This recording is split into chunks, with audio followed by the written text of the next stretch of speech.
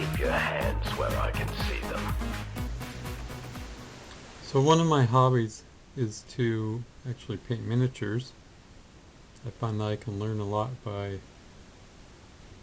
the techniques that people use when they paint miniatures and then apply it to other areas like airplane models or model cars. And this is obviously a rather popular villain from Star Wars. I'll let you figure out who. Um,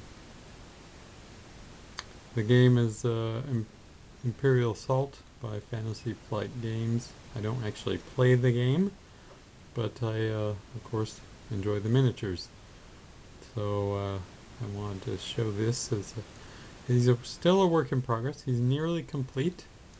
Um, I have some feet work to do, and obviously he needs a little symbol on his shoulder pad there, and then some silvering detail to go along, and I think there's a few more areas on the backpack here to complete, but just odds and ends. And I'll do a showcase video when I complete it.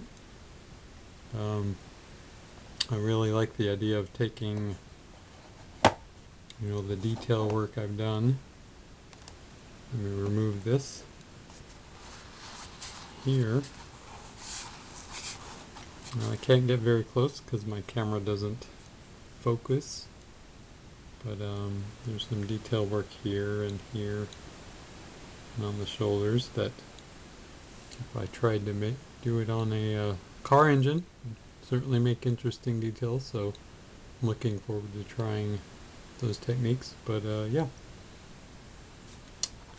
I paint miniatures for different. I learn different techniques by doing it, and it also gives me a break from doing other airplane models or car models or whatever. I can jump around to whatever I feel like doing at the time.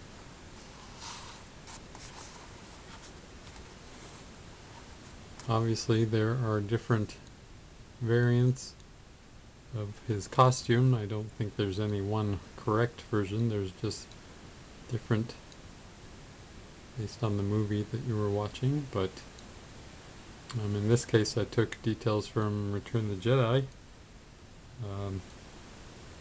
The red here and some of the detail work in here.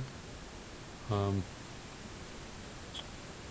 then I took the cape. I like the stripe on the cape a lot better. That's more from The Empire Strikes Back.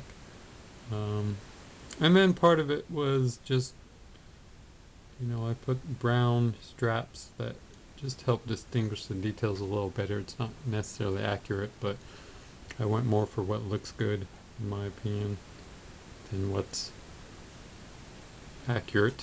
And that's always going to be subjective, so it's kind of a mind trap. But in this case, I added some detail. I added these top globes to the jetpack, and then there's a backing plate that I used thin styrene to create, and that wasn't on the original miniature, but I scratch built it, put it on, and then one of the details I have left to paint. But yeah, Boba Fett. Really like how he turned out. I tried a different new painting technique, layering with thin washes, and it's slow, but the results are pretty amazing once you realize the possibilities. So it turned out really nice. And obviously I'll be doing a new base on him. But more details. I drilled out the holes on the gun here. And then I don't know if you can see, I drilled out the hole on the rockets. There and there. And obviously cleaned up the model from seam lines.